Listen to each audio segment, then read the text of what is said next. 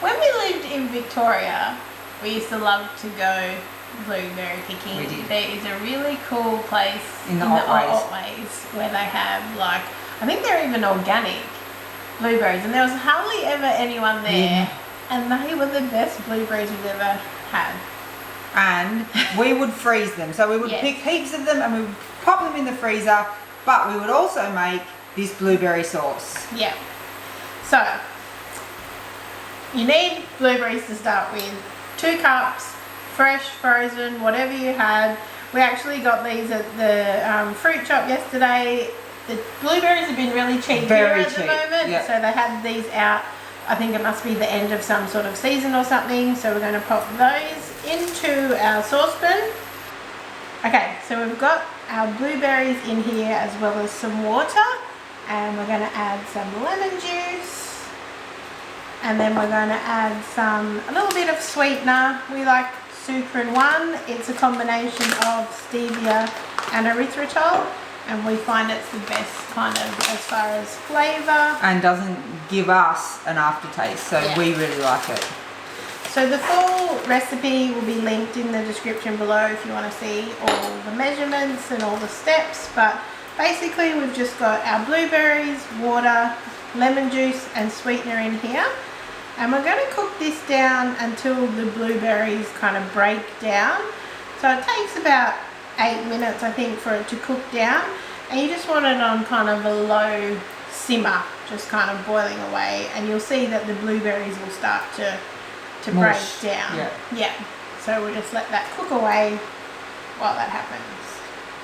Okay, so we've had it simmering for about 8 to 10 minutes now, and the blueberries are kind of broken down. Like, you can, I mean, they're still whole, but you can see some of the juice and the flesh has come out into the sauce. So now we want to remove it from the heat, and what we're going to do is use some xanthan gum to thicken it. So we have seen this both at Coles and Woolies in Australia, and it's used a bit in low carb cooking for thickening sauces, or also in low carb baking to help with the texture of low carb baked goods, because they don't have gluten in it. So this can help with making things not as kind of fall apart and give a better texture. Bind.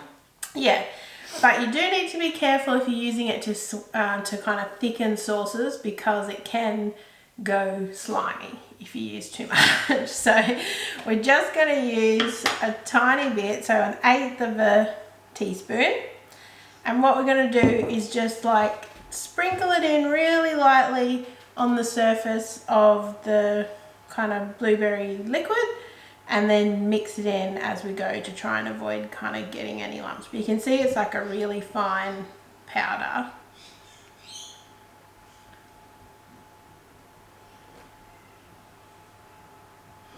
You just kind of want to stir it as you go.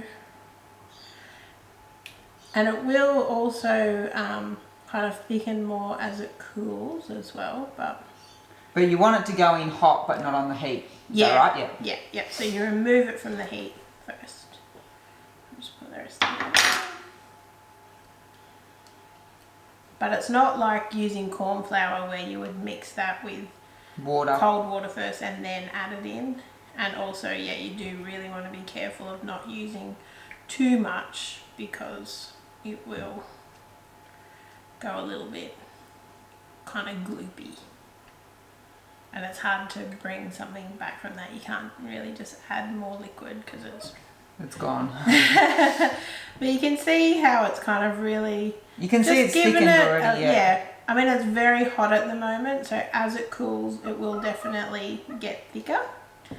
But that's all there is to it. So, what's your favourite way to eat it, Dan, more importantly? It's really good with like yogurt, chia pudding, mixed with granola yogurt and that. Yeah. So good. Nice on pancakes, like rather than using kind of maple syrup or something like that, use that on some pancakes, maybe with a bit of whipped cream or something. That would be nice. We've also topped cheesecakes and stuff with it before. Yeah. And serve it with anything like that, like a cheesecake. Ice cream, like vanilla ice cream or cheesecake.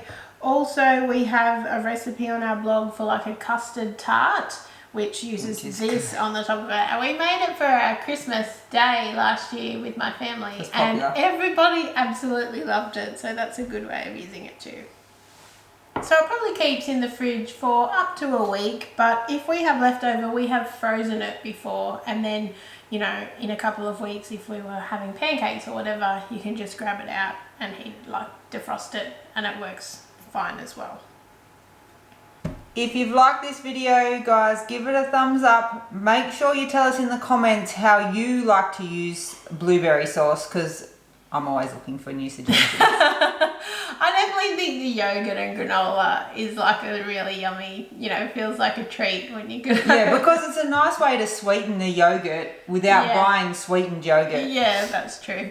But anyway, we hope you found this useful. Thanks so much for watching, and we'd really appreciate it if you would subscribe to our channel for more videos like this. Thanks so much. Bye.